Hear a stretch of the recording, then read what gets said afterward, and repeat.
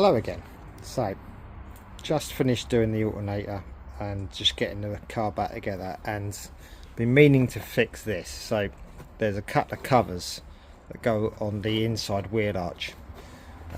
See one there, that's intact.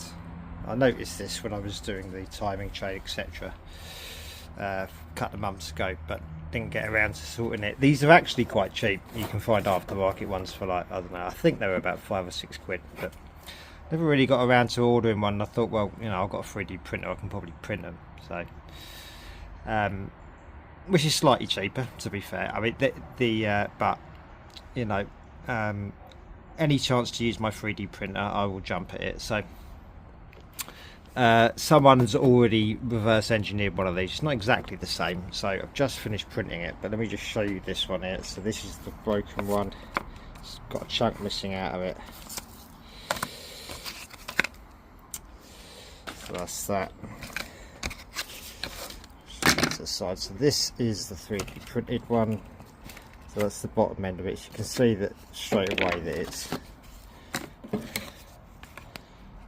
different. It doesn't matter because you're not going to see it anyway. I haven't actually tried fitting this yet, so I'm assuming he's put these in to help you turn it. But to be fair, I can get to it from the top side anyway with the light out. That's what the bottom side looks like. Let's move around here so you can see a bit better out of the sun. So I printed this in ASA carbon fibre. If you don't know, ASA is basically ABS, but it's more weatherproof basically. Carbon fibre, just simply because they had a deal on at Bamboo over the Black Friday, and I thought, oh, I've not tried ASA, and I've not tried ABS or ASA with carbon fibres. I thought I'd just kill two birds with one stone. It's come out excellent, no warping whatsoever. I'm very careful when I'm printing ABS, so I'm printing it in a P1S, Bamboo P1S, which has an enclosure. I've also fitted a aftermarket heater in there, so I can heat the chamber, so I can keep that at 60 degrees. Also, I let the thing cool down very slowly before I take it off the build plate, and I get no warpage whatsoever with this ASA. It's awesome. It's really, really nice. So let's see if we can stick it on. Right. See if I can do this with one hand. See how well it fits.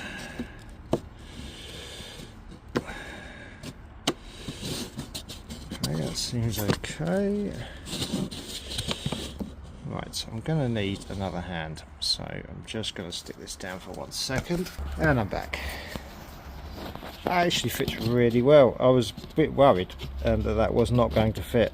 The gaps between the tabs looked too big, but let's just have a quick look around it, see what it looks like. That looks good. That's the other one. Yeah, I'm happy with that. I'm not sure how much that cost me in filament. I mean, probably, I don't know, less than what it would have cost to buy it anyway. Couple of quid maybe. Maybe more. I'm not too sure, to be honest, but as I say, I love 3D printing, so always happy to do it, even if it's a couple of quid more, to be fair. I'll still prefer to do that because I just love 3D printing. I'm mental for it. I did try printing this in nylon, so PA6 glass fibre, because I got some of that a month or so ago from Bamboo when they had that on deal, because they were discontinuing a couple of colours. Fucking hell, that stuff is a cunt. It's an utter cunt. No matter what I do, I cannot stop that from warping. I just cannot.